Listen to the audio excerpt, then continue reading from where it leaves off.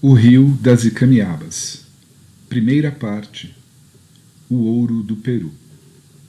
1.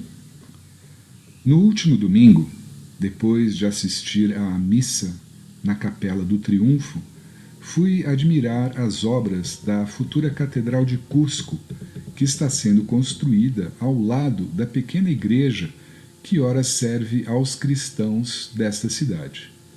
Enquanto conversava com Dom Juan Miguel de Veramendi, autor dos riscos da futura catedral, um jovem frade dominicano me abordou e pediu para falar comigo.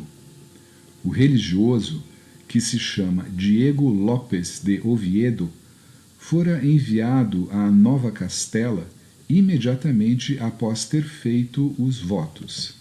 Ele estava interessado em ouvir a história da minha participação na viagem de descoberta do capitão Francisco Orellana, que aconteceu há mais de 20 anos. Do primeiro momento, disse que não tinha o que contar. Justifiquei lembrando que a descrição da viagem tinha sido muito bem feita pelo frei Gonzalo Carvajal, o capelão da expedição, e isso deveria lhe bastar. O jovem frade, porém, insistiu, dizendo que faria o mesmo caminho por onde viajamos, como um dos capelães da nova expedição para conquistar o Eldorado, liderada pelo fidalgo Dom Pedro de Ursúa. Ele me explicou que desceriam o rio Marañón até o gigantesco curso d'água que ora tem sido chamado de Rio de Orellana ou de Rio das Amazonas, por causa de um episódio peculiar que a narrativa de Carvajal tornou famoso: o combate que travamos às margens daquele rio contra as Icamiabas, ou mulheres guerreiras. A expedição que Pedro de Ursúa organizava é hoje o acontecimento mais comentado em todo o Peru. Na cidade dos Reis e aqui em Cusco, veteranos da Guerra Civil, que varreu o vice-reino há alguns anos, revivem o sonho de encontrar ainda mais ouro do que saqueamos no México e no Peru. O imenso tesouro está no meio da selva descomunal que se estende aos pés dos Andes, a norte e a leste. Suponho, no entanto, que o vice-rei Dom Andrés Utardo deseja, mais que conquistar o Eldorado, livrar-se de homens que já causaram problemas à coroa devido ao envolvimento na luta entre o Marquês Pizarro e o adelantado Almagro, dividindo o Peru e colocando o vice-reino num verdadeiro caos.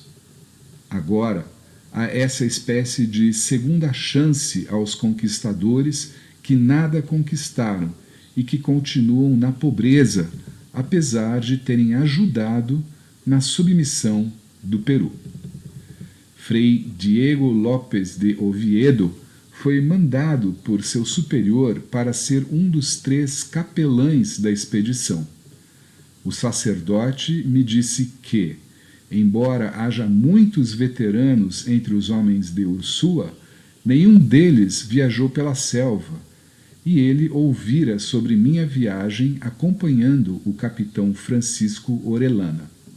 Além do mais, ele ouvira rumores de que eu tinha visto o próprio Eldorado. Neguei. Afirmei que essas conversas eram, como de fato são, exageros. Contudo, ante a insistência do jovem frade, seus olhos brilhavam como se ele previsse algo terrível, ou, então, como se irradiassem o medo que sentia de enfrentar a feroz inclemência da selva e a colossal magnitude do Rio das Amazonas. Concordei. Convidei-o a sentar-se comigo para o desejum numa das mesas que o taberneiro coloca sob a sombra da única árvore em frente à sua casa, num canto da Praça das Armas. ordenei ao taberneiro vinho xeres, jamón picado, azeitonas, um pouco de queijo e pão. Logo, o vinho me animou e o alimento me revigorou. E isso, aliado ao fato de eu estar envelhecendo e de sentir pelas coisas da juventude uma reverência nostálgica, fez com que eu falasse um pouco mais do que minha disposição reservada me impõe. Contei-lhe sobre o capitão Francisco Orellana, sobre sua inteligência e poder de decisão e sobre como sua argúcia nos salvou de uma situação que julgávamos ser impossível de superar. Dei-lhe conta dos meus companheiros de expedição e dos inúmeros combates que travamos com os nativos que vivem ao longo do rio das Amazonas. Falei-lhe da riqueza desses povos, da vastidão das suas terras e da abundância de alimentos de que dispõem. Mais que isso, confessei que, com efeito, vira as Amazonas e, para surpresa e admiração de meu ouvinte, que conhecera o Eldorado e que, na verdade, havia também a La Dourada. Terminei minha história junto com a garrafa de xeres. Àquela altura, a expressão do frade havia mudado. A máscara de apreensão com que me abordara dera lugar a uma radiação de entusiasmo quase febril. E com a mesma insistência e obstinação que demonstrara ao vir pedir para conversar comigo, rogou registrar minha aventura. Admito que, daquela vez, não precisou argumentar demais.